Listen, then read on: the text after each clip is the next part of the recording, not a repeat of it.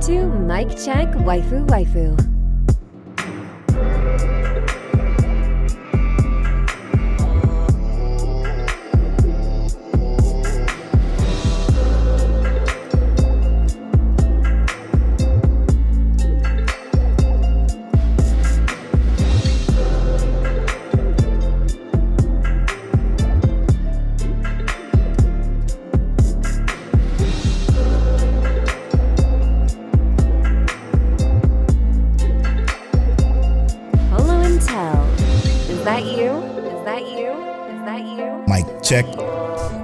Mic check, waifu. Telle, is that you? Polo 181, what's happening? This is episode 181 of Mic Check Waifu. As always, it's brought to you by Lube Complex and Don'tTalkShop.com. Shout out to our Patreon producers. Make sure you go to patreon.com/MicCheckWaifu. Support us at $1 above. Get early access to the video versions of the podcast, access to our bonus podcast, the After Story podcast, and so much more coming soon. But a special shout out to all the producers that produced this week and many other weeks prior episode. We got AB, Aaron Brown, Dre, the GOAT G, Johnny from Show Go High, Ked the Pro from Chaotic Culture Podcast, Explicitly, Monique Williams, and our boy Nachi. Thank y'all so much for producing this and many other episodes of the podcast. We truly appreciate you so very much. Mic Check Waifu is the anime podcast brought to you weekly every Tuesday at 9:30 a.m. CDT. We bring you topics on seasonal anime, shows we like to discuss, anime moments we like to discuss, recommendations we like to give, and so much more. So make sure you follow us on Twitter at Mic Check Waifu when we get involved in the show. I'm going to go to Twitter right off the bat just to give you a little taste of what we're going to talk about in the second half of the show, which is one of our shows that we like to spoil. Shout out to Huey TJ. He DM'd our podcast at Mic Check Waifu, just like you can. And he said, yo, I didn't want to spoil the timeline. More Than a Married Couple, But Not Lovers latest episode. And he goes into more. We're going to talk about this in the second half of the show. It's going to be it's gonna be a big deal because something he did in his DM had me fucking dying laughing, and I can't wait to talk about it. But before we do that, Tell, how you feeling? Man, I'm pretty good, bro. My father-in-law came down to visit, and we went out and had dinner with him and stuff. But he came down for the Browns game. Oh, Browns won, obviously, beat the Houston Texans. Because the Texans are ass. Facts, but the Browns won, so that's all we harping on. You went there too? No, I ain't go, but I'm just happy the Browns won. True. I would rather go watch a football game than like go live, but it was it's good to see the Browns win. But other than that, bro, it's been a pretty solid week. Not too busy for me on the most part. How about you, bro? Same. I'm actually prepping for a trip up to Cleveland for a little bit. Hey. See my family. I'm surprising my mama, my family up there, and hopefully everything works out. Nice. I'm getting so nervous doing this trip because I'm like, my car did it 4 times now. Yeah. It's like, yo, is it gonna make it this time? Don't do that. Don't put that on yourself. But because I used to do the same thing. I don't want to get stuck in no fucking Arkansas or no Tennessee or no shit like, especially Tennessee. Why don't you just rent something? Because I got Sabre, and I need a car from when I'm down there, and I can't afford to have, because I'm gonna be down there for a while. I'm not going for no weekend. I go for 2 to 3 weeks. You know what I'm saying? Yeah, I know. So I feel, just go ahead and get that pre-trip oil change. Yep. Make sure the tire's good, brakes good. You'll make it. You gotta have that positivity when you're going. Facts. Yeah, we're gonna be fine. But other than that, great, man. I've been relaxing. Shout out to everybody that came to part 1 of the Callisto Protocol stream. Part 2, which is hopefully the wrap up of that game, is coming. It's coming tomorrow, probably. Yeah, no, Polo don't do scary. The Polo don't do scary too, man. This is It's a real thing. It makes me nervous. My palms get all sweaty. Fucking voice shake and crack. It's something else. So make sure y'all check that out. Run Polo Run sound in here. I do. I do recommend watching that because it's pretty fun. It's funny, I should say. But yeah, I digress. Back to the anime. Tell, what was your episode of the week this week? More Than a Married Couple, but not lovers. Good episode. And I'm gonna say not even by like a slim margin. That's crazy. It was a good episode, real good episode. But my episode of the week this week, not by a slim margin, was Love Flops. I saw that on the timeline. I was like, oh, must have been real good. Speaking of the timeline, let me go to Twitter again, at Twitter, at Mic Check Waifu. Shout out to Lobo. He says, finally, some shows flipped the switch this season. They're getting interesting. I can't wait to listen to Mic Check Waifu this week. And I asked him, I'm like, so what was your favorite episode this week? He said, so far, I love the latest episode of Love Flop. Things just got interesting, and I hope they get better from here on out for this show. And I said, it's funny you say that, because let's just say I can't wait to record tomorrow. And the reason why I couldn't wait to record was because I knew I was going to make this my episode of the week this week, because this episode, and this is fucking crazy, because if you watch the first, I don't know, let me go here, Love Flops, where is it? If you watch the first 7 episodes, you'll be like, yo, what the fuck am I watching? What is this shit? You will literally be thinking to yourself like, there's no way I'm thinking this is good, because it's like so outlandishly mediocre and weird and strange, and just, it don't make any sense until episode 8. When episode 8 drops, it blows your fucking mind. Now, I know you're not going to watch it, so I don't want to spoil it here for anybody that may pick it up. Now, is it something you may want to watch? Yes or no? Are you talking to listeners or me? You. When I tell you about what I picked up this week, you'll probably think I'll watch this. But yeah, I'll pick it up eventually. But go ahead. Okay, so if you'll pick it up eventually, I won't spoil it. Let's just say, no. Seriously, I won't, because it's a very big deal that I don't, because of what happens is insane. It actually like blew my mind to the level of I'm flabbergasted, because I'm like, oh, I get it now, because the show just felt like satire, and it's not even close. Mm-hmm. And it blew my fucking mind. It definitely turned on, and it was incredible. It was an incredible thing to watch. I honestly, truly was shocked at what I saw, because it invoked emotion. It changed up literally the way I might have to judge some anime. Like if I'm thinking maybe I should drop something, then I'm like, okay, well, maybe I'll give it a little bit more of a chance, because sticking with this was the biggest payoff. Yeah, the biggest payoff for me since I stuck with like SAO after season 2. Damn. I mean, hear me out. I wasn't expecting that. I kind of, it's still going, right? Absolutely. All right, so I gotta catch up, because I gotta see what the fuck you talking about, bro. It's crazy, bro. You like, because I am confused. You gonna sit there like with your head tilted and turn like, what the fuck is this? What am I even watching? And you may even be like, okay, it's kind of funny, it's kind of cute, but then you like keep watching, and you're like, oh shit, it's bigger than that. It's bigger than you or me. Mm-hmm. Let's just say that, and it touches on something that's kind of scary. Okay. In relations to the future. All right, cool. What you got? So hear me out. I picked up something because about 2 weeks ago, Polo talked about it very highly in a recent movie that he watched. So I watched the first 3 episodes of Quintessential Quintuplets. Only 3? Yeah, I only watched 3, but hear me out. I feel like these opening episodes was so much better than watching My Teen Romantic Comedy.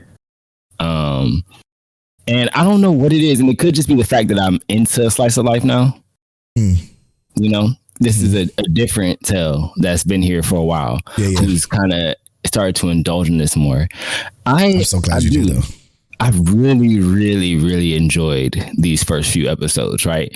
And it just, I love the main character because he feels wholesome, and I'm really interested in getting more details on like what's going on with him. What's going on with him specifically? I assume. That's interesting. like you know kind of slice brother, but like the family debt, like how'd that happen? And obviously he's some kind of smart. I'm not gonna say like he's a genius, but he's clearly above average intellect, and you know, and I did like how he had to give them like a test, and he ascertains that there's 5 of them. They're all going to have their own individual strengths, but because they're like quintuplets, if you put them together, they have these like at least passing. Yeah, they can succeed, right? I do want to see where it goes, because especially for it to be something that you enjoy so much, right? Yeah, hell yeah. Like I hate to say it, right? And it's probably because I know you so well that I'm just already trying to pick it apart and like look at like, okay, so down the line it's gonna be like he's putting them together and they're gonna work together to capitalize on different things like this. And I don't even know if this is like a love or romance anime at this point. I'm just interested to see what the hell happens like in the progression of this story, right? Yeah. Like it might, does it turn into like a romance? Okay, well, whatever, Polo. I shrugged my shoulders for those listening. But the coolest thing about it was just like how he approaches talking to them about things that they like to get them drawn into it. And I was explaining to Monique, and I didn't realize how much I actually liked it, because I had it on and I'm just watching the episodes, just letting it go. And then like Monique comes back from like the store or whatever. I'm just like, oh yeah, so I'm watching this anime. It's called Quintessential Quintuplets. I'm watching it because Polo watching. I'm like kind of, you know, speeding, like talking real fast, like what feels like 1,000 words a second. And I'm realizing like, damn, I think I like this anime a lot. But it's only 3 episodes in, so I'm gonna finish this first season. I was watching the dub. I think the dub voice acting is actually solid as fuck. Really good, yeah. It's real good. I love that the quintuplets all look alike, just have different hairstyles, and you know they actually can trick him in ways like he's smart, but he's not always clever. I guess. Yeah. So I love that, because you know the being book smart and being clever are not always the same thing. So I love that they're doing that still. Oh, absolutely. So I do. I'm really excited to continue watching this, and then I want to get to that movie, because I want to see what you were talking about. I really want to see how good it was. Unbelievable movie. All right, so I got a question for you then. What's up? Your gut check of the 5 you know so far, which is your favorite? Only 3 episodes in. This will change, I can guarantee you. I'm pretty sure. Because obviously it's what's her name? Rika? Hold up. Headphones. Whoever has the headphones. Miku. Yeah, Miku. And I feel like that's the one that everybody likes. It's not. It's the one I've heard. That's the crazy thing. It's not. It's the one I like. Oh really? Yeah, I like her. I like her. That's my number 1 waifu that I always talk about all the time is Miku. Okay, let me change then. No, you don't have to. Because you out here sharing and shit. No, it just makes sense, right? She's just great. Yeah, she's so far, right? Just in like, because like I said, I'm only three episodes in. The 3rd episode I think was like, maybe it's the 2nd episode that was more building on her relationship and whatnot. So I thought that was just dope in general and like kind of cool. So yeah, I'm already kind of invested in her already. The other one that scored a 0 on her test, the not smart one that he keeps running into her chest, I like her too, but that's just because she seems fun. But yeah, which one is that? Nino. Yeah, there you go. Her. I'm trying to find it. I thought I do have it put up. I'm just stupid because I had it put up on a different screen. Yeah. So those are my 2. So Nino has the ribbons. I have it's Nino and Miku. Yep, them my ones. Them the girls. Funny. That's great. That's good stuff, man. I like that. I'm so glad you're watching it though, because again, it's one of my favorites. But to say that it's better than My Teen Romantic Comedy Snafu, I'm not saying this. I know. You said the first three, the initial watching of it is better than. Mm-hmm. Yeah. I get that, and it totally makes sense. I just love My Teen Romantic Comedy so much, and maybe I need to do a rewatch or something of it to see if it still holds up. Because I feel like it's been a long time. But what I'm saying is though, like you I also think it might be the evolution of my palate too. You know,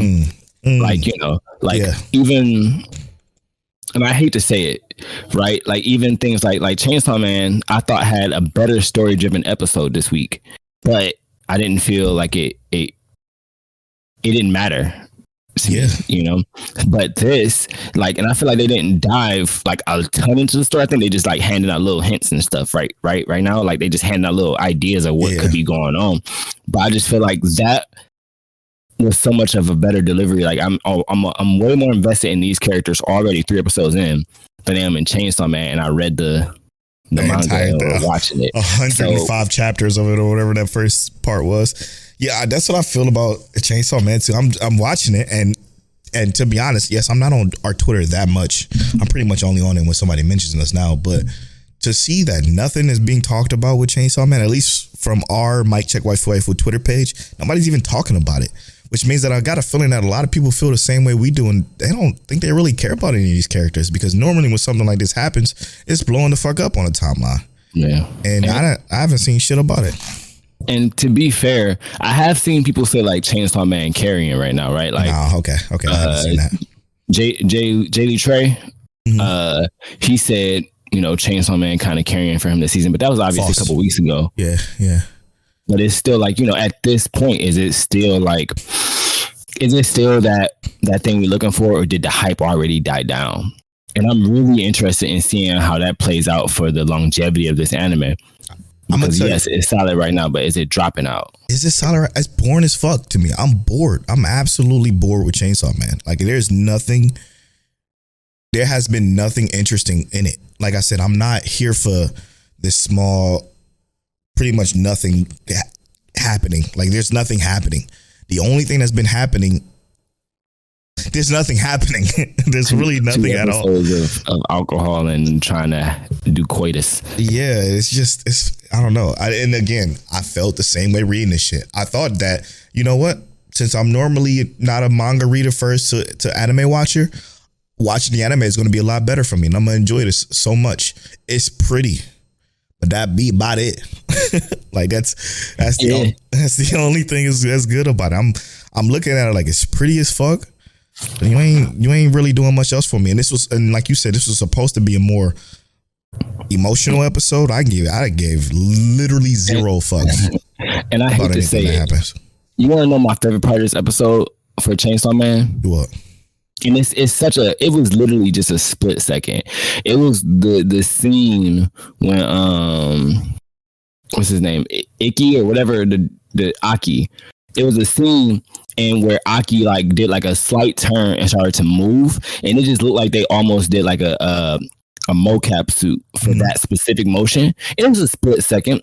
It was like the most human like motion I had seen in Chainsaw Man. I was like, oh, that was beautiful, good. Yeah. And it was just 1 second, and I was like, okay. The rest of it was just like, oh. And it was like, why did I care about that 1 second so much? Like, did it make me feel like I'm watching something like high quality? But you know, it was just. It's pretty, bro. You know that they're putting a lot of production value in this. And I do think that if this was, it's good. It's just not. I mean, we got Bleach. Exactly, man. To say, even if you're just watching shonen, let's just say that's all you're watching. To say that Chainsaw Man is carrying is just false. Is unequivocally false, because it's pretty, but it's not shit. I'm telling you, when they get to the slight spoilers, the Shark Devil fight. Potatoes. Yeah, the bomb devil fight. When they get to those actual fights, even when it fully get into this sword devil fight, like it'll be fine. It'll be nice to look at and entertaining, and like, oh shit, that look crazy. I'm entertained because I look crazy. but there's nothing happening going on in the story. I tell you my favorite part, and this is everybody watch Chainsaw Man, so this is gonna go slight spoilers in the Chainsaw Man, but when the best part to me was the way, because I remember reading in the manga and it stands out to me because it was like you turn the page and it just happens, and that's when everybody got shot. Because when when the people put out their guns, and the way that was executed in the anime was nice because it felt from out of nowhere, right? And that's reading that had me like, oh, I want to see this shit, to see that out of nowhere part of it, where it's just like foul, and it was just like they accomplished that well. Gone, yeah, they accomplished that extremely well. That was the best part about this entire episode to me. Everything else, so I was like, okay, I never really cared about the eye patch chick. I don't remember anybody names but Denji and Aki and Power, but that's all we've been really hanging around. I'm not invested in anybody whatsoever. It feels like I've been watching a silent movie. It never has any music really. That's any memorable music. The sound effects are fine. The animation is absolutely gorgeous. That's the only thing I can. It's eye candy, and that be about it.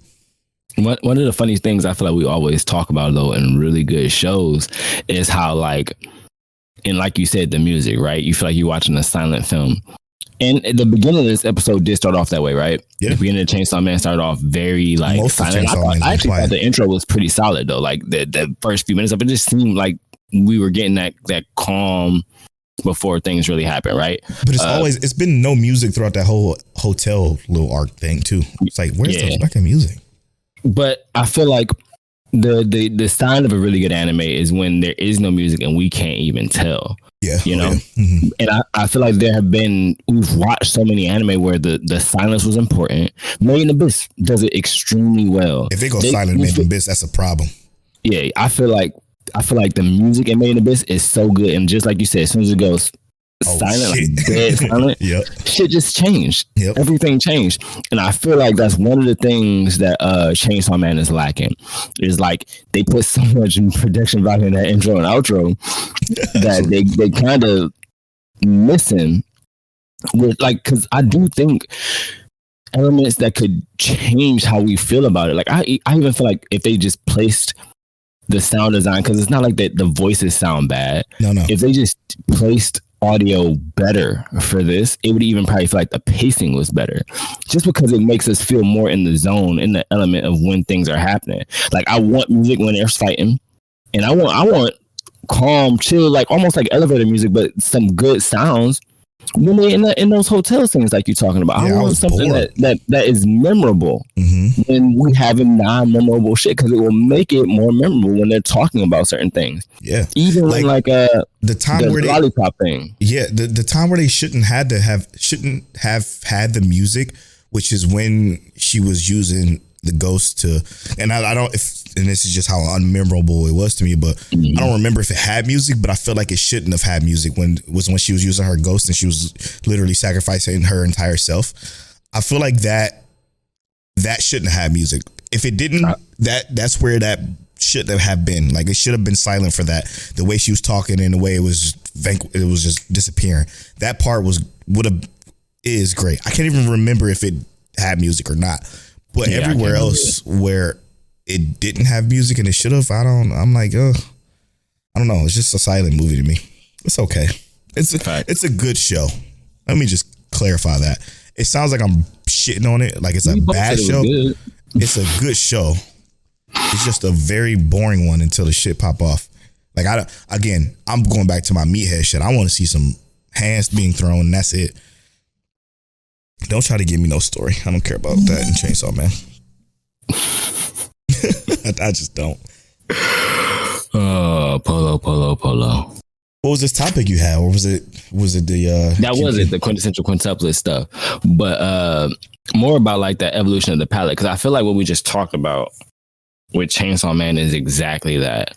It's like how I mean, I know we've said it before, but how growing through this podcast has changed those things. Yes. But I don't know, man. I still think that some of us in this podcasting community need to be advisors to to the anime pacing and creators and whatnot, just go ahead and let us talk to you about that pacing real quick. Yeah. 'Cause I feel like y'all ain't doing it right. Man, Sometimes. again, this I can't wait to go into spoiler talk and talk about what Huey TJ talked about with Morning and Married Couple. But basically, he was just saying that's why I got to stay away from this romance shit, because it just have you so invested, man. Mm-hmm. And when you're invested, like I can't again, when you're invested like he was or we are in this shit, it spins up this entire thought process that's like, yo, this is just anime we talking about, and this shit is so vastly different than normal TV or movies or anything. Like I can remember the only time I can remember caring so much about media was Burn Notice, and it's because it was unique. It was unique television for me that was unlike anything I've ever seen. Burn Notice is so good. It's so fucking good. It's good TV because it's like a fucking anime, to be honest. Just live action. But that's how I feel, man. When anime could just evoke this much emotion. I know I started going back through my list and trying to watch some older stuff.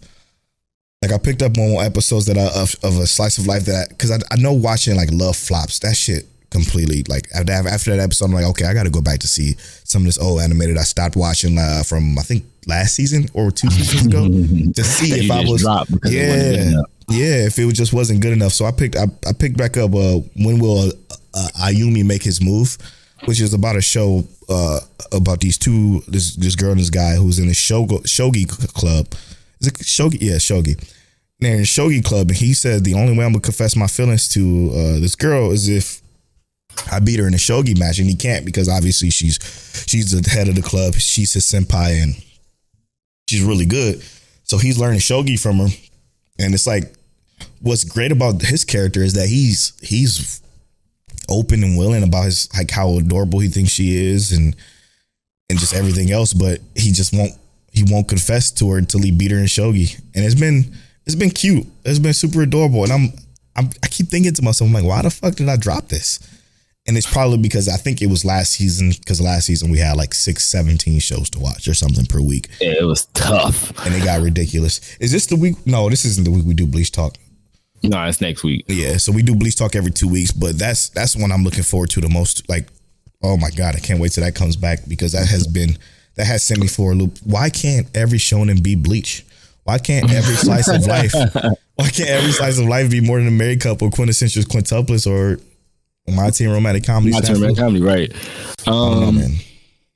And why can't every isekai be Grimgar? And I'm only saying that because I watched Reincarnated as a Sword, and I know Polo dropped it, and I do really, really enjoy Reincarnated as a Sword. I love so this episode I had a little bit of a issue with, and the only reason I had an issue with it is because we are 10 episodes in, right? Because next episode is gonna be episode 11. We're almost at the end of the anime, right? Or end of the first season. It's 12 episodes. We just finished episode 10. In episode 10, they break down techniques, skills, abilities, magical elements, and how to master them. Okay. Right? Mm-hmm. But it's like, why didn't we get that when bro was learning how to be a sword? Oh yeah. Because I feel like we were in this episode. We kind of did though, didn't we?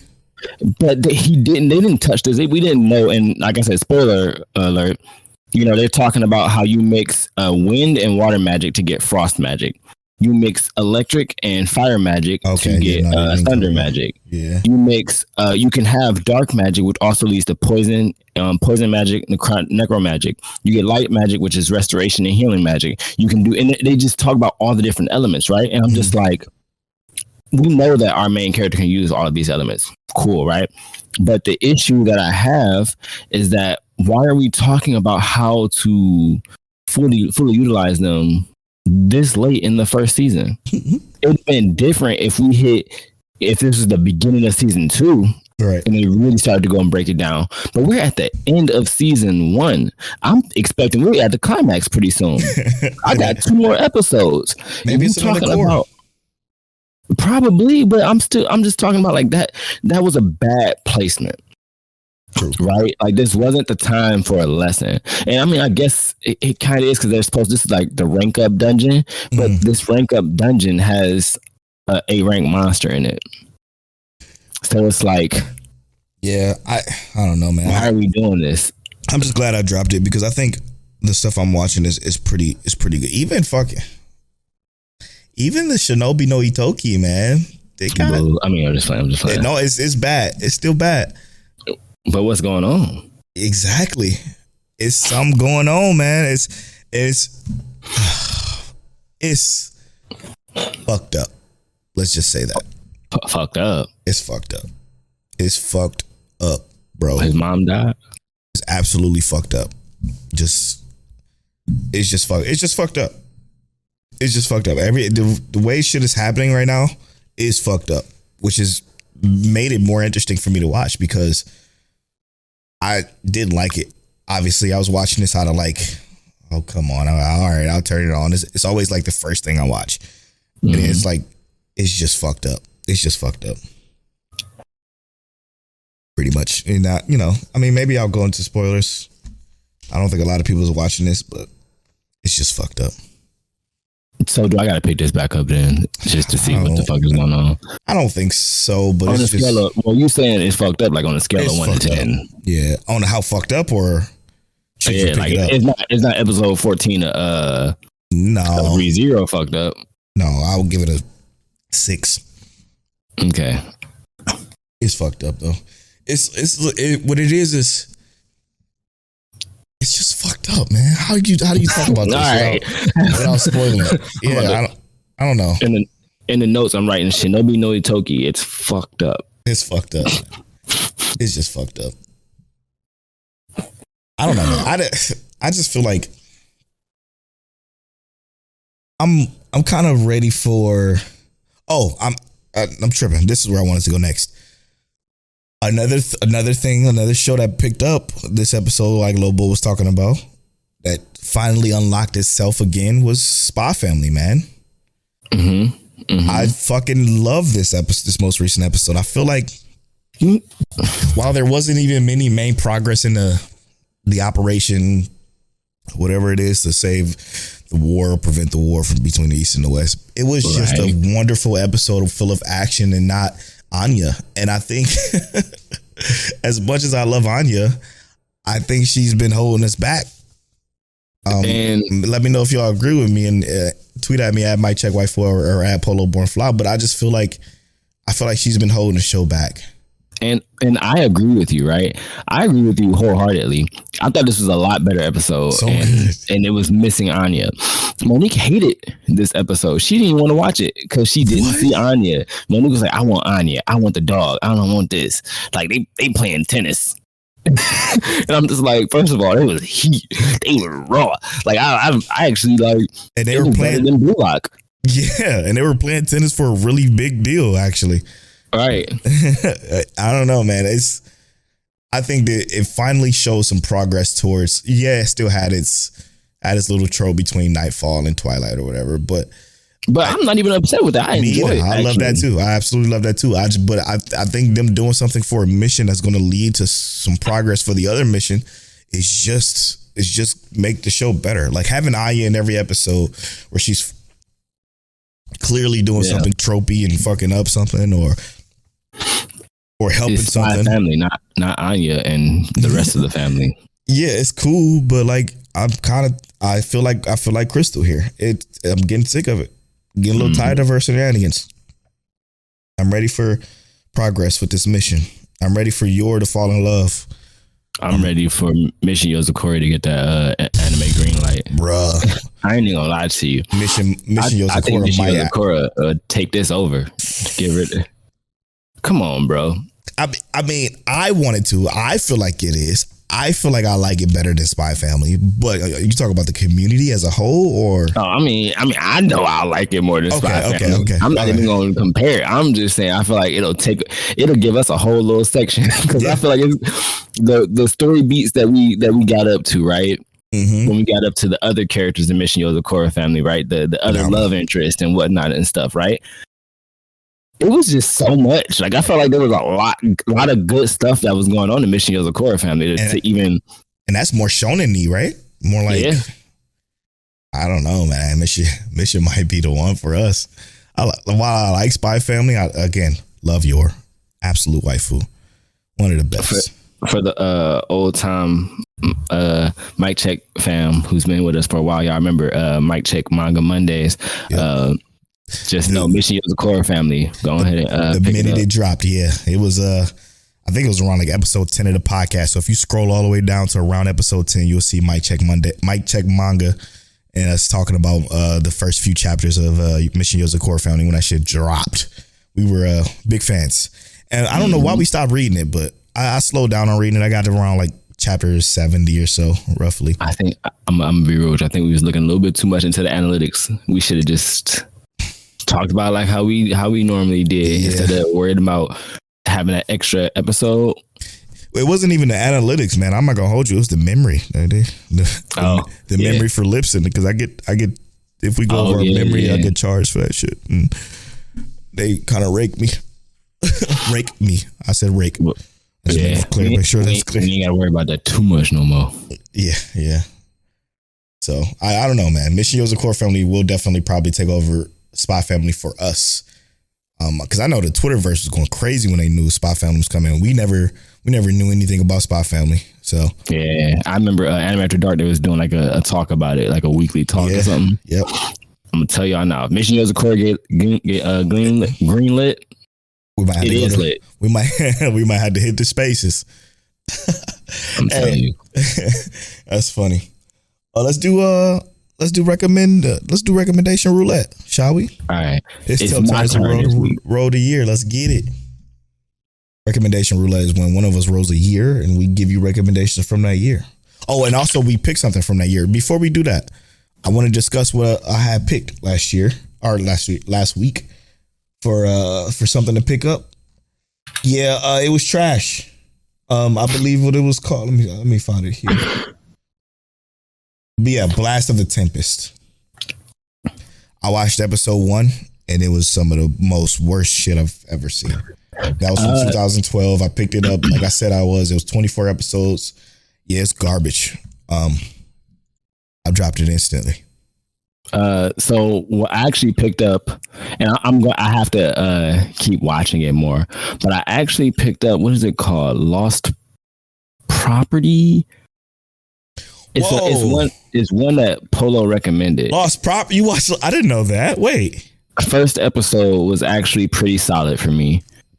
I had no idea. Heaven's Lost Property. Heaven's Lost Property. It's it's edgy, episode. Kind of, but yeah, it was cool. I want to. I ain't gonna talk about it till we finish it, but yeah, the first episode is actually pretty solid. I remember really liking this one. Monique was not around for that. Yeah. But yeah, I'm gonna finish this one, and I want to talk about it for sure. That's interesting, bro. I haven't watched Heaven's Lost Property since Kiss Anime days. Well, I mean, you recommended it, so I was like, let me go ahead and throw this on real quick and see what's happening. That's funny. I just because I did watch it. I watched the first. I started to watch it. I think like a week ago. It was a week before the last episode we recorded, but then I was watching Quintessential Quintuplets, or before I started watching Quintessential Quintuplets, I turned on that and I was like, oh, this is pretty interesting. It's pretty good. And I'm chilling. I get to the first episode, got sidetracked because, I got kids and stuff. And I was like, oh, wait, Paul talked about Quintessential Quintuplets. I want to talk about this on the podcast. So I turned on that. I'm so glad you did. Yes, Heaven's Lost Property. First episode was pretty solid for me. So I'm going to keep going. We're going to finish it. And then we're going to talk about some of this etchiness. That's hilarious, bro. That was when I was going through my phases. I want to find whatever etchy I can possibly find and just watch it all. Queen's Blade, Heaven's Lost Property, fucking just everything. Freezing. I was watching all that etchy shit. High School D&D or DxD. I was in it. All right, what's the year this year? The year is 2018. Oh yeah. Also for reference, Crystal messaged like, our year last year was 2012. She's like, you could have said K.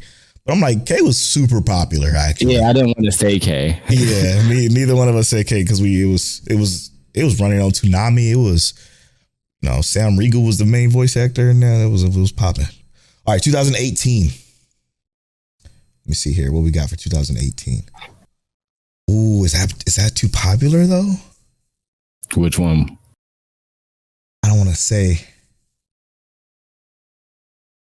I think, is that movie too pop? I don't know, bro. I don't know where to go here.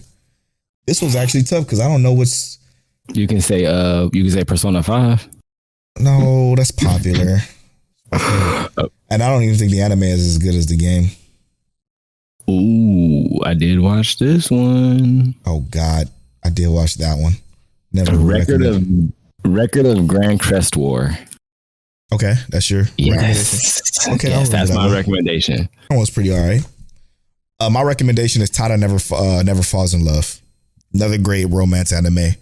I was thinking about going with I'm gonna be real. I was thinking about going with Rascal Does Not Dream of a Bunny Girl Senpai, which was a very, very weird mystery that is extremely good, but I know that's like extra popular, so I couldn't go with that. I would never recommend Angel of Death. You just tweet something about it being garbage. So trash. It was the actual trash can. But I'm definitely gonna go with Tada Never Falls in Love. Really, really good show. Really, really good show. Great cast of characters. Another slice of life that'll have you rooting. Slice of life romance that'll have you rooting. But if you haven't seen the movie I Want to Eat Your Pancreas, that came out that year too. Oh yeah, that's on the list. I keep forgetting to watch that. More tears to be shed there. God, there's so much from oh my God, Teasing Master Tagiya-san. Hey, Polo. Okay, I'm sorry. It's supposed to be one recommendation. You only go 10 to 1, bro. 2018 Don't tell it up. Fire, bro. Don't tell it up. You get one. Minus Tokyo Ghoul. Unfortunately, that was there. Oh man. Oh God, Darling in Franxx was there too. No, it wasn't that good of a year. Never mind. Darling in Franxx wasn't that bad. The lies he tell. The lies you tell. The ending was amazing. We got the ending we wanted. Stop the cap. Anyway, we're gonna slide to the spoiler talk. And this week, talk about what we spoiled on this week. This week we're going to spoil episode 10 of My Hero Academia. We're going to spoil episode 9 of More Than a Married Couple, But Not Lovers. And we're going to spoil Eminence and Shadow. We'll be right back after these.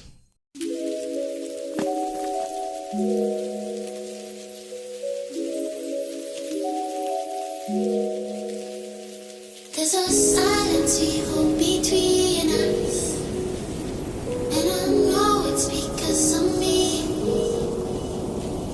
and you echo with your indifference, but I think I know you better than that. I owe you apology, and I'm missing synchronicity. So if you can make peace with me, we can take it from there. 'Cause you're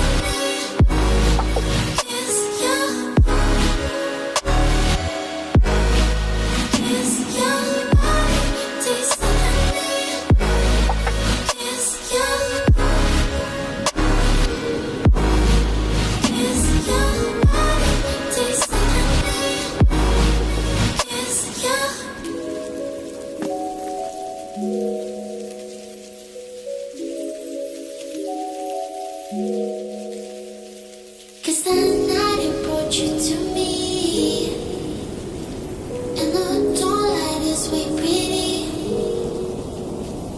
and we try count the city stars, just to realize how small we are. Do you know what you did to me, as we walk down the steps to leave? strap, push my sleeve, and I lose my breath instantly.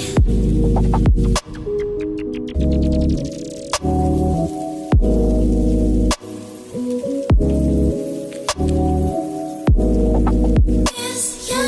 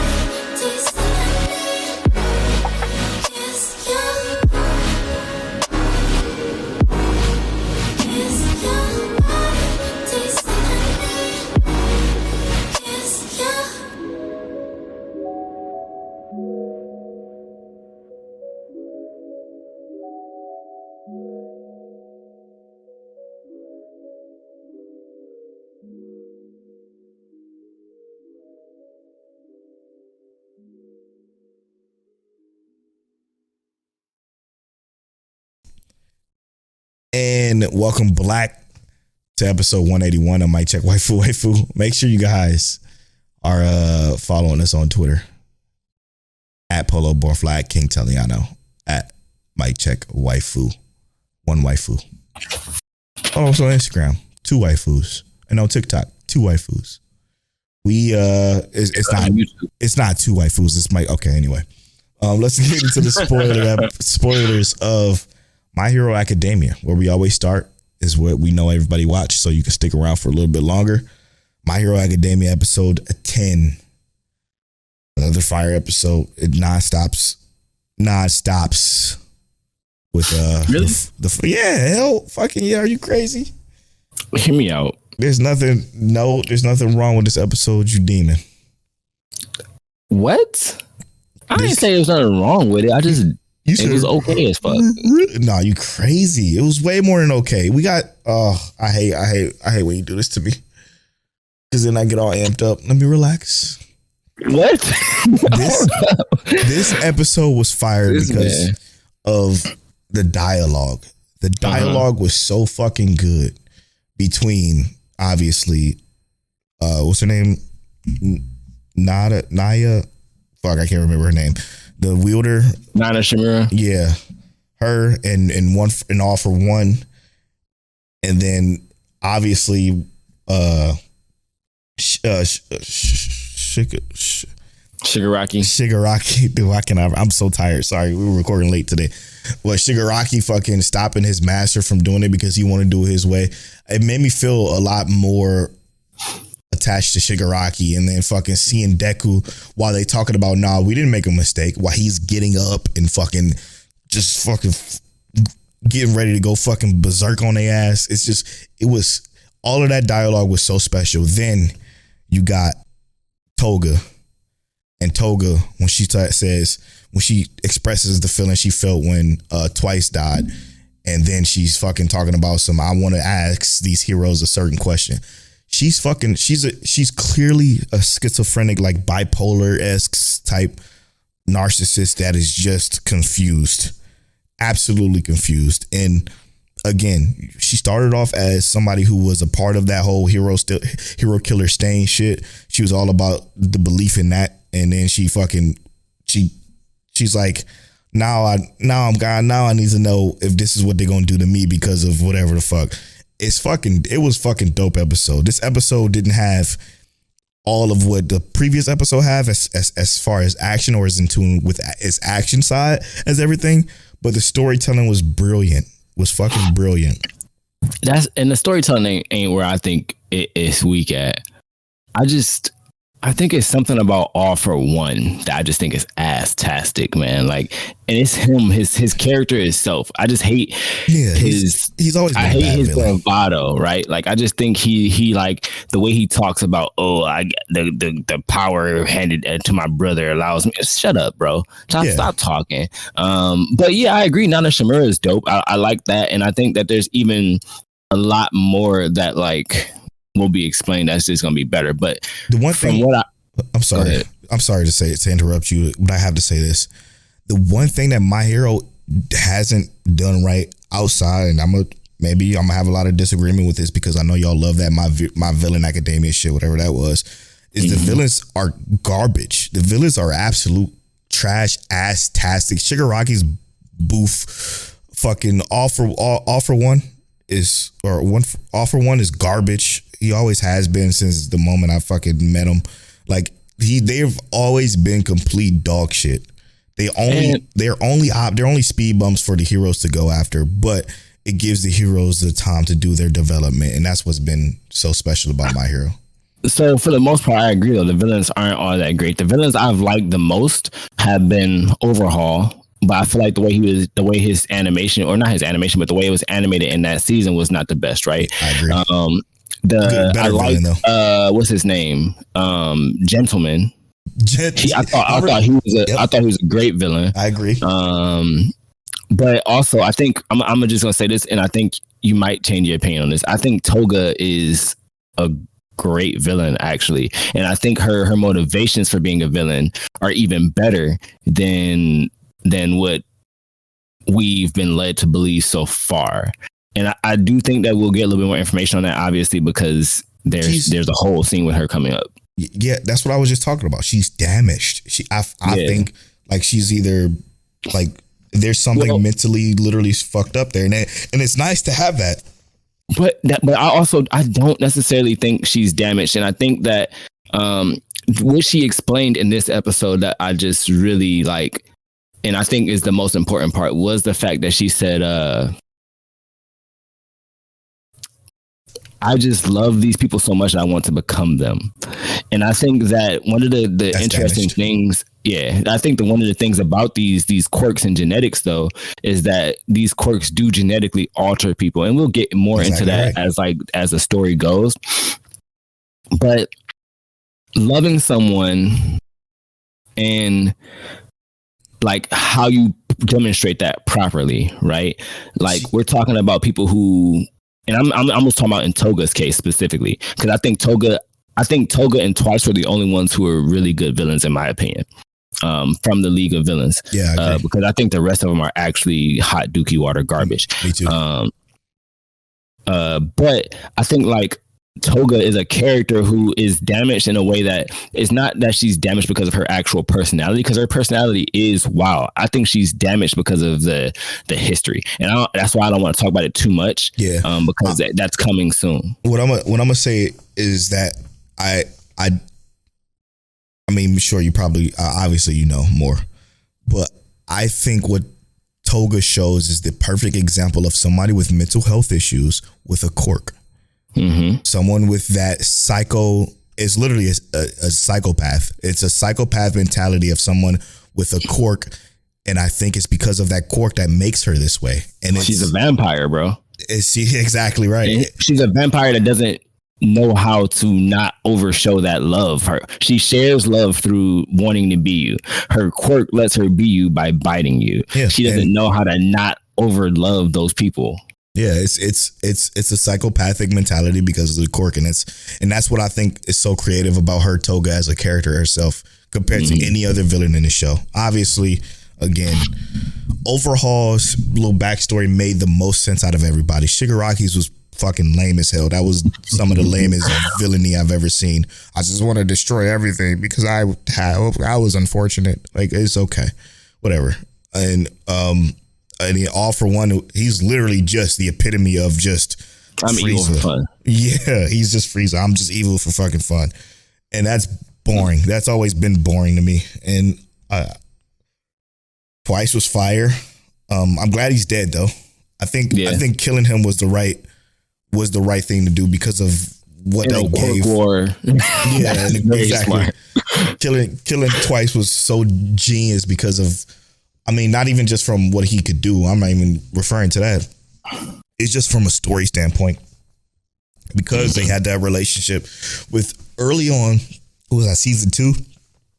When they created that League of Villains shit. Mm-hmm. And like them being together for all that time. gave them a sense of camaraderie that really shouldn't exist. Even that fucking lizard dude, what he said to Toga when she dipped the fuck out was real. He's like, I can't stop you, but I'm just gonna say, make sure you come back, make sure you live. And that's fire because you believe that between those.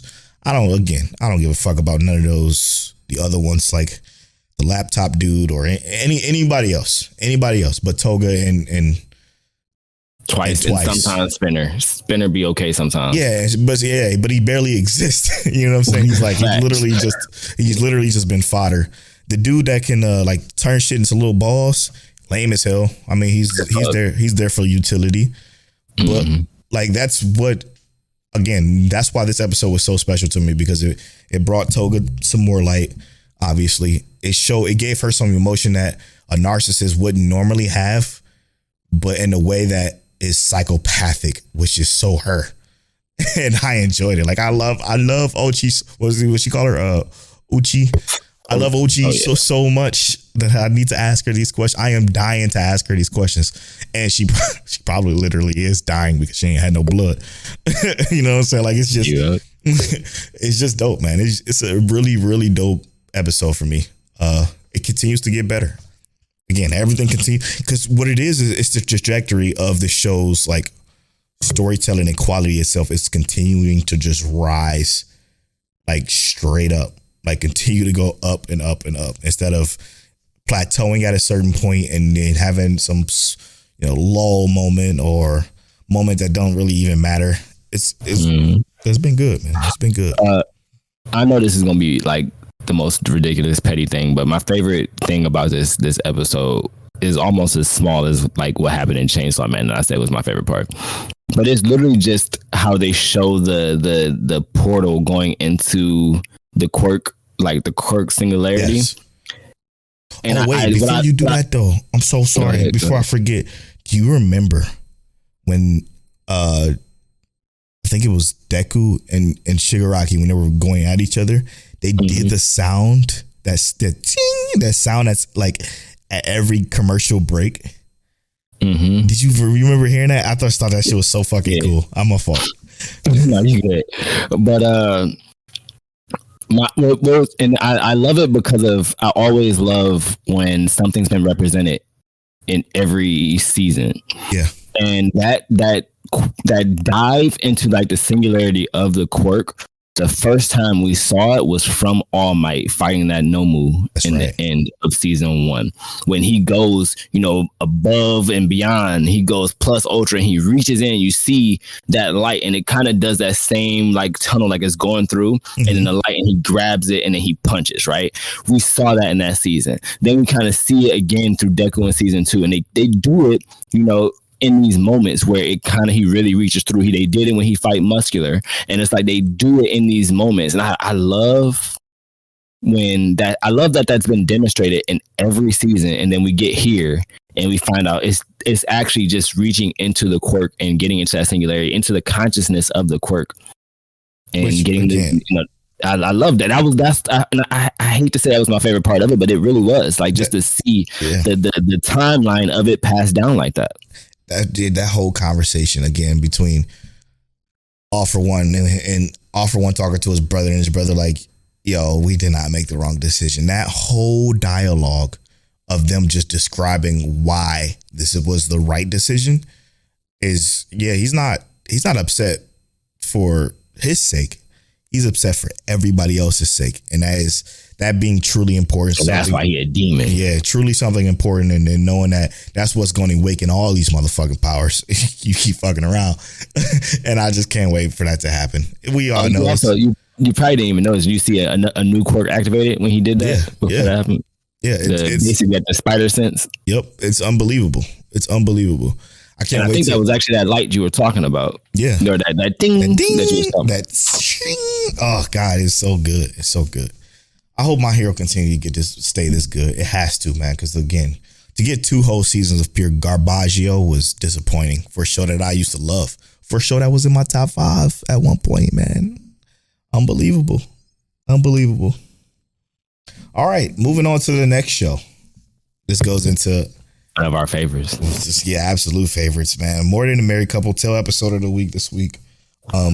Apparently it's CWTJ's episode of the week. Now, if you're watching the video version, I'm going to show you what he said was okay. More than a married couple, but not lovers. Latest episode. I forgot who said it, and he was referring to me, Polo. He says, but someone said that Tijin, however you say his name. Tenjin. Yeah, Tenjin, Akari's crush might be gay, and this episode kind of hinted at it. And I was like, and I responded, I'm like, oh no, the boy acted that way because he knows that Tenjin's crush is actually Shiori. Mm-hmm. He said, wait, and then he sends me a picture of a fucking diagram. I'm gonna show it on the stream. Hopefully you can, my fucking camera could pick it up. It probably won't because the light's so bright. It won't. But he basically gave me a diagram. To me, I can share it. Okay. Yeah. He sent me this diagram that he made up to kind of like illustrate what he I'm gonna put it. Should I put it on your iPad? Whatever you want to do, bro. I'm sending it to the iPad to illustrate exactly what he's seeing here. So he has a circle, which A is for Akari. He has an arrow drawn to the J, which is for Jiro. Then he has the Jiro arrow going back to Akari. And then he has an S. Tell's going to show it on the video version from his iPad. Then he has the S. Oh, there it is. Then he has the S going down to Shiori and going from Jiro, and then going from Shiori to Jiro. And then he has Tenjin, the arrow going to Shiori with the arrow from the A going down to Tenjin. It's insane because it's exactly what it is. It's a love rectangular square thing. It's a love rectangle because you now know you pretty much know everything. What this show done so well is it builds up these character arcs of these four different characters, and they just kind of toss small shit, right? Now we know everything, right? We know that Tenjin likes Shiori. We know that Akari still likes Tenjin. We know that Jiro likes Akari, but he also likes Shiori. And we know Shiori likes to Jiro. Mm-hmm. Now everybody like Akari. It all culminates to this. They're all together in this live-in job. Okay. And that's what is so fucking beautiful about this, because if you don't even think about it, if you don't have an analytical podcast like we do, we literally, I've as soon as this happened, when I saw that the flyer showed both of them going to this job, I'm like, this show is fucking genius, because it took the time for us for them to unveil all these crushes between each other, basically in this tight little knit circle, to then put us in a situation to where they're all together. Now shit is really about to unfold. Now we are finna get what's what, who's who want what, how he feels towards Akari when he sees Akari with Tenjin, or how Shiori feel when she sees Jiro with Akari, or how Tenjin feel when he sees Shiori with Tenjin. And her, not to mention Shiori's crush, her girlfriend, likes her, so she has to suffer. Like, they're all together in this one little box, basically. For now, all this shit's now become an unraveled mess, and it is beautiful.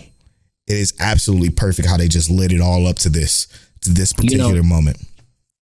And I know how. So I told y'all I'm getting more in the slice of life. I love beach scenes and slice of life, and I'm just hear me out. It's not about the swimsuits or nothing like that. No, it's about where the story starts to go. And this anime kind of does one of the beach scenes, like you said, like the way that this kind of comes together. We get this scenario where all of these characters know something, except for the characters that we get the most introspection about. Mm-hmm. The characters we get to know the most about. Everybody knows something but our characters that we care about. And it's so cool because we're literally watching like face first. We are in the moment watching these characters literally know nothing about what's going on while we know everything that's going on. And it's like, well, not even everything, because like I said, we don't know everything, but we're getting more and more details as these things unfold. And it was just so cool to see, like for instance, Shiori and our main guy, Jiro. Jiro, he's like, they're in the kitchen doing their thing, you know? And I loved how that scenario happened, and then they got interrupted, and they're both like flustered, thinking the wrong things about what just happened. And understandably wrong things. Yeah, understandably, yes. But it's also like, you know how simple it would have been to clear that up with just a few words, but just completely shattered by their shyness and mindfulness of not trying to completely destroy their relationship, their friendship, like you talked about. They are completely blinded by the fact they don't want to destroy their friendship, that they won't even clear the shit up. You want to know my absolute favorite fucking part about this entire episode? I already know what it is, but go ahead. It's the swimsuit. Like you said, this beach scene is more important than any other beach scene we've ever watched. And let me tell you why.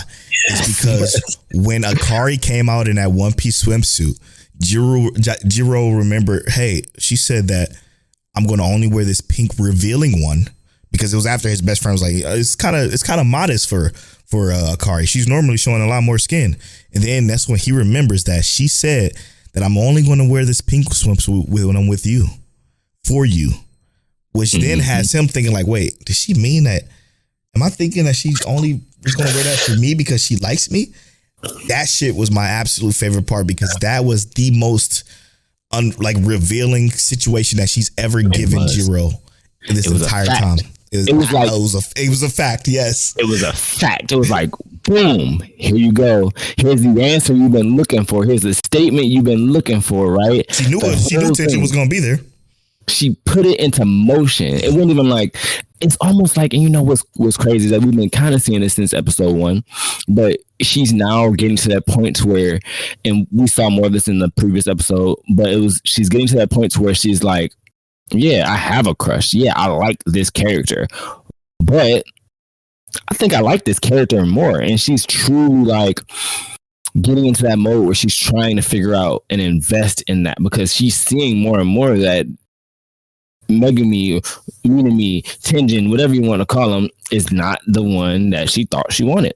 Yeah. She has been in this situation now, and now she's seeing more and more that, Jiro is who she wants. And like even more so, what made this scene so impactful was, when she told him that, the whole interaction between that, where she's like, I know you're going to be with Sayori, but tell me you're going to miss me. That shit was great. Oh my God, it was so good.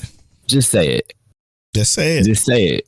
Because let's be real, he is. But now she's there. He ain't gotta miss her. Yep. She there. And so good, because she needed to hear it, so she felt better about this whole situation, about him being alone, which she thought it was going to be. Look how much happier she is when she found out they was all going to be together. Like, yeah, maybe that could be because of tension, but we both know it's not. She knows she's happy that she's about to be there with Jiro. Like, it's just all of it is so. This lady who wrote this is incredible. She's just really fucking good, and I'm gonna say it, man. This might hit my top 5 slice of life of all time, bro. Of all time. I mean, my slice of life list ain't quite that long, but I can feel that for sure. Man, my top 2, 100%, 100%. It's so good. And even the comedy beats, when the comedy beats come in, they're silly. They're like silly like moments, but they don't feel overwhelmingly distracting or anything. Yeah, they're never too much to the point where I'm taken out of it. I'm like glad at the light of levity. And what also kill me, man, is I could talk about this fucking show all night. What also killed me though is when she found out that it was going to be with Sayori being there, and he started talking about, hey, you started making progress with Tenjin, so I figured I'd start to make my move now too. And she's like, fuck, he's right. And then she's like, she gets a little sad and kind of scoffy at him saying that about Sayori being there. And she's like, okay, well, what am I? Maybe I should relax a little bit.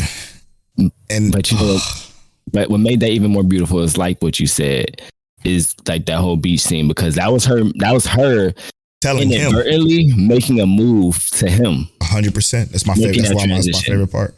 It's my absolute favorite part. Don't forget. I know we talking so highly of this anime and we love it, but don't forget, Summertime Rendering came out this year. So definitely still anime of the year. But boy, is this hitting close up that list, bro. This is getting real good. In a minute, since we are horizons are expanding so much, we might be able to do 2 categories, 3 categories, you know? Shonen of the year, anime of the year, fucking slice of life of the year. Facts. Have our own little award show, you know what I'm saying? Let's do it. We never know. You never know. You never know. Man, this dude, I'm not gonna hold you, man. Huey, whenever you wanted to discuss More Than a Married Couple, just message me. We'll talk about that shit all day. I could do that shit all fucking day, man. It's so good. You can already tell it's got the SpongeBob cutscene. 2 hours later. 100%. He said, man, I need to do a spaces on this shit, man. Maybe we'll actually pull up to a space again if you do a space on this. It's good, man. It's great. Huey TJ, I'm still with you. I think that Tenjin might still be he might swing that way. No, I don't know because he definitely might be Team Shayori, but I'm he already said he was swinging. I know, bro. He said he was, man. He said he's Team Shayori, which is why the orange hair guy knows he's gonna shoot a shot at Akari because he doesn't like Akari. He's like Shayori. And that's why he made that face. And that's why Huey TJ said that because that was in the locker room. Yep. He made that face. He made that face at her because it's like, yeah, I'm pretty sure about that. Instead of just telling Akari and that, you know, he doesn't like you. But we know that not only did Tenjin say that he liked Shayori, but when he was in the gym and Akari herself asked him, do you want to stay with Shayori? He said, if she wills it, I will be with her forever. That wasn't just a throwaway line. Bullshit line. That was the true line. He was keeping it real. And, you know, I thought he was a douchebag, but he's really just a nice dude. He's really a nice dude. You said that. No, I think you said that, right? I might have, but I don't know. Who am I? I ain't never watched this anime before. I ain't read the story. No, but you said you was like, yeah, I thought he was gonna be a douchebag, or he was, or something. Whatever. I digress. He's not. He's a cool dude. Do I? You know, I still want him out of the fucking way though. I do. Nah, I don't want him out the way because I feel like I really enjoy where his interaction actually pushes the story. So I want him out the way. Get him the fuck out the way. So Jiro can know that, you know, it's just up to you. It's already tough enough to have these choices and fucking dealing with it. Now it's like this whole love square that's fucking mind-boggling. This is real good, man. It's incredible. Next week, come back for the love parallelogram or the love hexagon. Pentagon.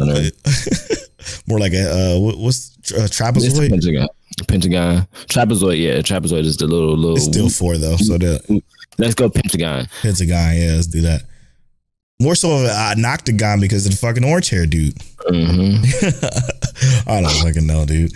It's insane. I love it though. I love it. I actually like it a lot. All right. Before we go to Eminence and Shadow, good check. Have you had these? No. Supernovas? No. Yo, they smell good as fuck, bro. I don't know. What's the gut check for More Than a Married Couple? What's next? More Than a Married Couple. I think this next episode, because we got 3 days at this camp, right? Yep. You think they're gonna keep us there, or are they gonna skip back to school? I'm trying to figure out because I feel like they still got to give us at least like one more interaction at this part-time job. Really good question. I mean, I think it's still another episode here. I think the last episode is back at school, which is 2-3 more episodes from now, right? Yeah, I think we need something big to happen here, right? And I'm only saying that because after this, right, they'll be back. Technically, like this is their summer break. Mm-hmm. So I think after this, they'll be back at school officially. But this is like that thing where it's gonna make one of them, Akari or Shayori. Or Akari what? Akari or Shayori is gonna make one of them feel like they're losing him, and I think it's got to be Shayori this time. I think it's gonna be the first time Akari is actually reassured and feeling like Jiro actually likes her. Okay. For my gut check, that's what I'm gonna go with. Yeah, for my gut check, I think I'm gonna break it down like this. We just watched episode 9. 10 is still gonna be at the beach. 11 is going to be them back at home, still in the summer vacation, and then 12 is gonna be the school thing. Okay. Now I'm thinking this goes very similar to yours. Somebody feels like they're losing.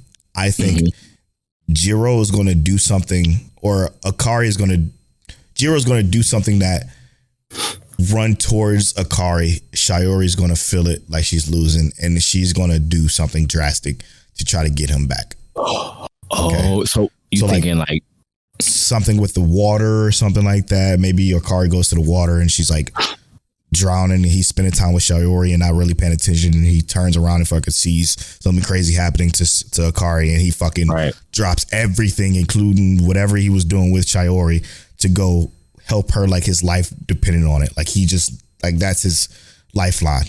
And then that's gonna make Shiori feel like she's losing, and then she's gonna do something drastic, like, hey, is it me, or I just want to tell you I love you, or whatever, Yes, I'm on the same page as you. I think, and where I see it going is kind of like, because Akari and Jiro have been together this time in the class, maybe what ends up happening is something like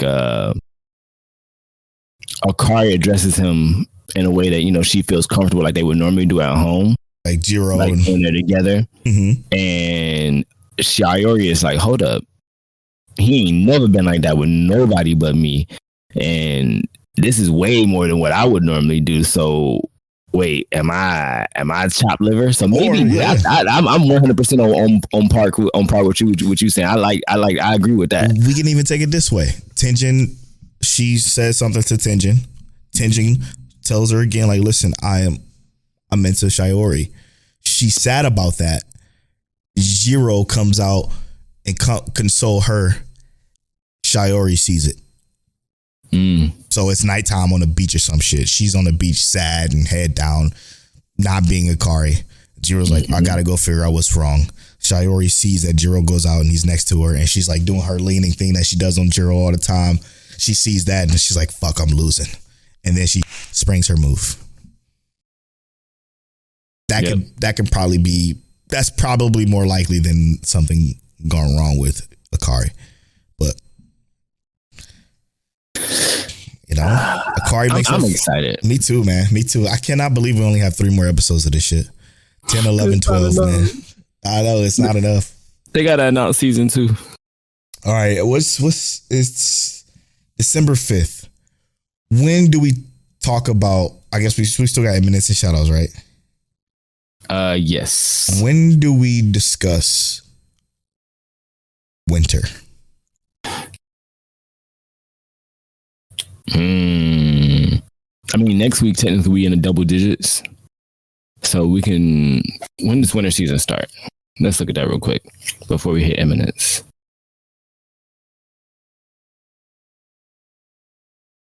Holy shit! Vinland Saga season 2. Goodness gracious! Misfit Demon King Academy. Holy shit! Oh. Tokyo Avengers, Bungo Stray Dogs, Inspector 2. Oh shit! We gotta chill. You gotta chill. We gotta back up. I mean, maybe we do 3 weeks. We do a preview. Wait, Trigun? I forgot. Wait, let's do it at episode 11. Let's do episodes 11. When this season gets to episode 11, we'll do the preview for the winter season. Yo. That's what I'm saying, man. Oh my God. Yo, I hate to say it, winter season is fucking stacked.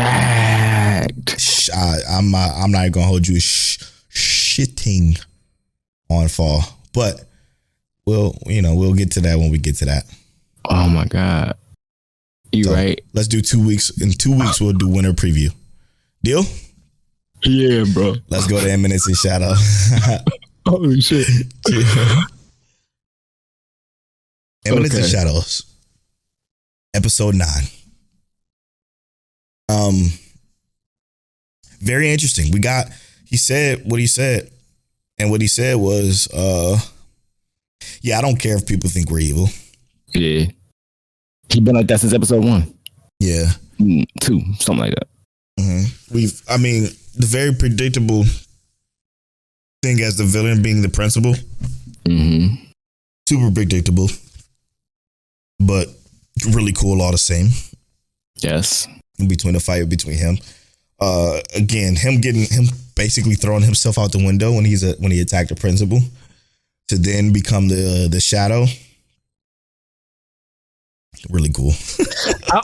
I hated that, and because like I felt like the principal was like Sid Kageno, blah blah blah, blah, and addressing him, and then he cut him, and then all of a sudden Shadow, and it's like, did you realize that was Sid? Yeah, I hate that. That bothered me. Now I do think there was some good stuff this episode.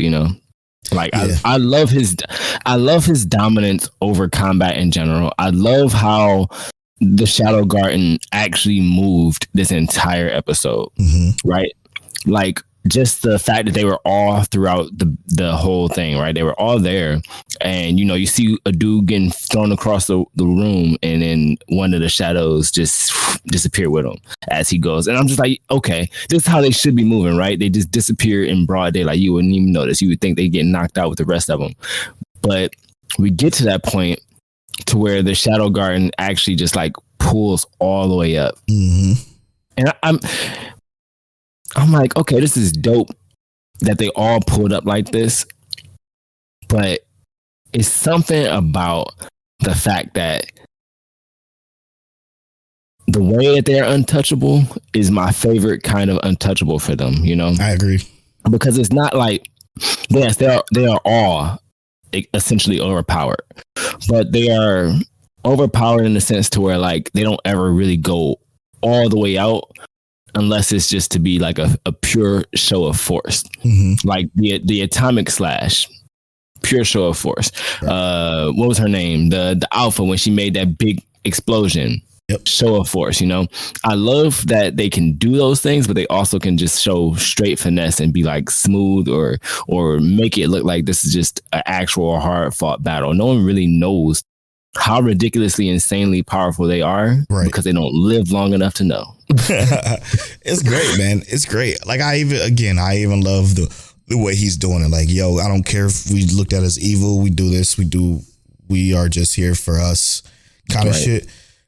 And that's cool. Like I'm not now. Do you know that this shit is real?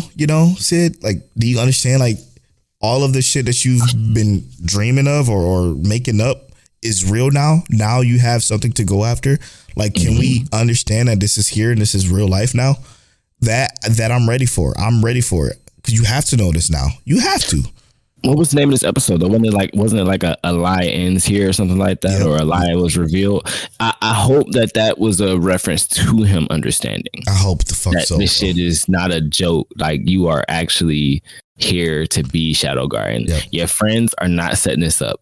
You think they're just your friends. They are actually Shadow Garden. They are actually doing this shit in the real world. They are setting up actual armies. They did not pull up with just the 30 or whatever. They pulled up with a few hundred and was like, all right, we here to take out the fake Shadow Garden, and did it. Yep. So this is not a joke, Sid. Do you think the princess, knowing that Sid is alive now, is going to try to like be with him kind of shit? She definitely will try, but she can't because, main character syndrome. Yep, he's background character A, which fucking, I'm tired of that too. Ah, bro. Man. I need him to just go ahead and take the steering wheel and just be like, all right, I'm the main character now. Yeah, man. I don't know, man. I guess it wouldn't make sense for the show itself, because if he becomes the main character, they'll figure out that he's Shadow. You know what I'm saying? And if they figure out he's Shadow, that kind of defeats the whole imminence in the Shadow thing. But when we talk about, and what I mean by him being the main character now, it's not that. What I mean by, like, he is raw, bro. He is that dude. So yes, he can be like, look, I've just been pretending that I'm weak because I'm lazy. I don't really want to be in school. They will figure out. My life is easier when I'm not raw. Y'all know who my sister is. My sister got skills. I've been training with her all my life. I'm not trash. I'm just here so I don't get fired. Can y'all pay attention to me? Like I'm just saying, like, he don't even have to show that he's amazing. He could just be better than, he can be average. He's not even showing that he's average right now. He's showing he's below average. And to me, I just feel like there's no way someone is that shitty and not hiding something. And I don't see how the other characters don't just think like, bro, how are you this bad at everything? You died. You got slashed 75 times and still wanted to get slashed 25 more times just so you can show off these other instant death techniques you got. Come on, bro. There's no way he's not the main character. You want to know what I'm super interested in seeing though? What's up? Is the end of this when the pink haired chick was like, there's something she needs to do. Obviously, it's for her to gain some knowledge to then beat Shadow. Because she fucking hates him now because to her, Shadow just killed her father. And she doesn't know why. She doesn't know where it came from. Anything. So that's why she was looking so demented. Mm-hmm. I think she's about to come back with some fucking technology or some shit to end Shadow. Or try to end Shadow. And she's like the end game. That's my good do you think she knows? Do you think she knows who Shadow is? No, she's still too stupid. I think she's gonna infiltrate Shadow Garden. I don't think she's stupid at all. I think she's ditzy, like kind of like clumsy-ish. She's smart but not clever. Yeah, I think she's gonna try and infiltrate Shadow Garden. Because ain't she the character that's on like the oh my god, I'm so excited for winter season. Isn't she the character? Isn't she one of the characters on the main screen with him? Yeah, but so is the blonde haired chick and so is the white haired chick. You're right. So I think she's gonna be like, I need to find a way to figure out who Shadow is and try to kill him. Because she just killed the only person I know and love here. So that's what she's gonna go investigate. Mm-hmm. But that's a gut check already. Mm-hmm. You got something else? Nah, I mean I feel that for sure. I don't think I can change the gut check. I think that's it. Yeah, because I feel like that's what her goal has to be. I just feel like more or less I don't think she necessarily knows that. I think she knows he's involved somehow because she watched him get cut up. She watched him basically get killed. And then he pop up. He was already there. Still fine. Well, I'm not saying I'm saying he pop up like I ain't never been hurt, moving around like ain't nothing wrong. See it or yeah, see it Kageno? No. So she didn't know See It was there talking to her father. Period. That's not what I mean. Yeah. So what do you? I mean that like she was in class with him when he got cut. No, she wasn't. She wasn't. Mm-mm. She asked him about that giant cut across his body. Yeah, I mean that was like the last episode. She asked him about that giant cut. He just asked about it, and she's like, "Oh no." He's like, "No, this is fine. This is just a scratch or something like that." He explained that to her. She was in her little science room doing some work. Doing research. So she had no idea that he actually got cut to the point where he should have been dead. But no one else is going to say nothing about it. That's what we don't know because they haven't seen Sid yet. So when the class is blind hair chick sees Sid, you survived. You alive? Mm-hmm. Yeah, that's going to be the bigger deal. But it's like I don't like the fact that he didn't tell her that your father killed your mother. Like, because she needs that closure. Like, yeah, but also I think it's not his responsibility, for who he's trying to be. Imagine if he sat down and told her, like, your dad killed your mother. And she'd be like, how you know? Well, I'm actually Shadow. And boom, boom. As Shadow, when he was there with her in the room is what I meant. Yeah. But like, I don't know. That's not, I guess for him, it's not really his role. So you're right. Even if she don't know Shadow Garden, as far as she knows, invaded the school. If he tells her your dad was the fake Shadow Garden, he killed your mom. Who do you think she gonna believe? The dead man or the dude who just killed her dad? Yeah, true. Valid. No, you're right about that. Absolutely right about that. And I think that's where we will wrap. All right, we just finished talking about Eminence and Shadow. How do you think this season is gonna end? What do you think is coming next? Let us know. More than a married couple, but not lovers. Man, I'm excited for these episodes. It's so good, bro. My Hero Academia episode 10. Polo absolutely loved it. I thought it was good. It was cool. But, seeing this court convergence is getting crazy. Let us know what you thought about that song that Polo hit us with for our break. Also, recommendation roulette this week was I chose Record of Grand Crest War. Polo chose Tyler Never Falls in Love, as well as I Want to Eat Your Pancreas. Obviously, really good anime. We also talked about Mission Yozakura Family in comparison to Spy Family. Shinobi no Otoki, Polo said it's fucked up. Reincarnated as a Sword. I do like it. It's really good for me, but it's a little weird. When will Ayumi make his move? Polo picked that back up. Hoping he'll finish and let us and talk about it a little bit more with us. Chainsaw Man, is it still carrying for y'all? Is it hitting or not? Quintessential Quintuplets. I picked it up. I'm gonna finish season 1, and then I'm gonna really talk about that. Love Flops. Polo said it's the biggest payoff. Man, that's crazy.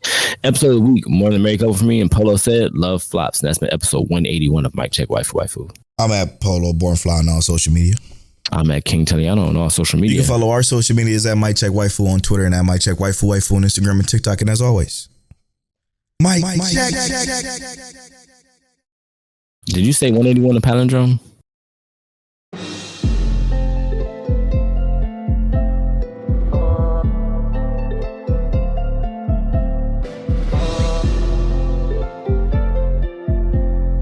You're now tuned into Mic Check Waifu.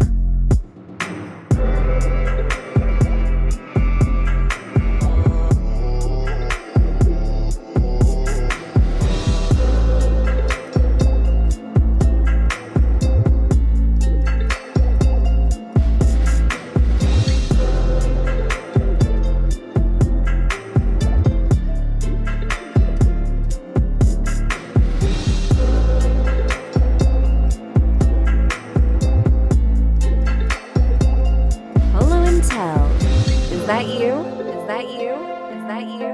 Is that you? Is that you?